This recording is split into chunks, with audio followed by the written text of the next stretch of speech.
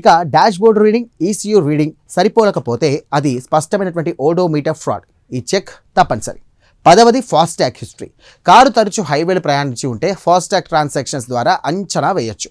తరచూ toll ప్లాజాలు దాటినటువంటి car తక్కువ కిలోమీటర్లు చూపిస్తే కనుక అనుమానం రావాలి. టెస్ట్ డ్రైవ్లో కూడా చాలా విషయాలు తెలుస్తాయి. క్లచ్ చాలా హార్డ్గా ఉందా, గేర్ షిఫ్ట్ లూజ్గా ఉందా, సస్పెన్షన్ నుండి శబ్దం వస్తుందా, స్టీరింగ్లో ప్లే ఉందా, క్యాబిన్లో ర్యాట్లింగ్ ఉందా, ఇవన్నీ కూడా ఎక్కువ మైలేజ్ సంకేతాలు. సెల్లర్స్ని తప్పనిసరిగా కొన్ని ప్రశ్నలు అడగాలి. మీరు మొదటి యజమానేనా?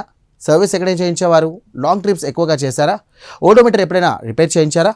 సమాధానాల్లో తడబాటు ఉంటే కనుక వెంటనే అప్రమత్తం కావాలి.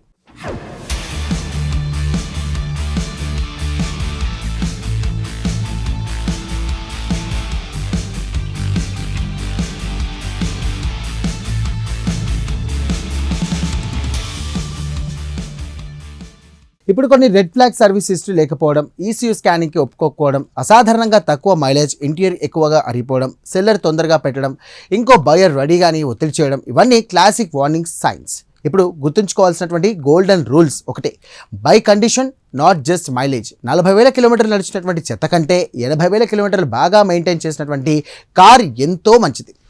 మైలేజ్ ఒక సంఖ్య మాత్రమే, కండిషన్ అసలు నిజం. చివరిగా కారు కొనే ముందు ఈ చెక్ లిస్ట్ తప్పనిసరి. ఇక సర్వీస్ రికార్డ్స్, ఇన్సూరెన్స్ సంబంధించినటువంటి history, ECU scan, tyres date, అలాగే స్టీరింగ్ వేర్, అలాగే పెడల్ వేర్, పూర్తి టెస్ట్ డ్రైవ్ మరియు ట్రస్టెడ్ మెకానిక్ ఇన్స్పెక్షన్, ఈ 8 చెక్స్ పూర్తయితే కనుక మీరు చాలా వరకు సురక్షితంగా ఉంటారు.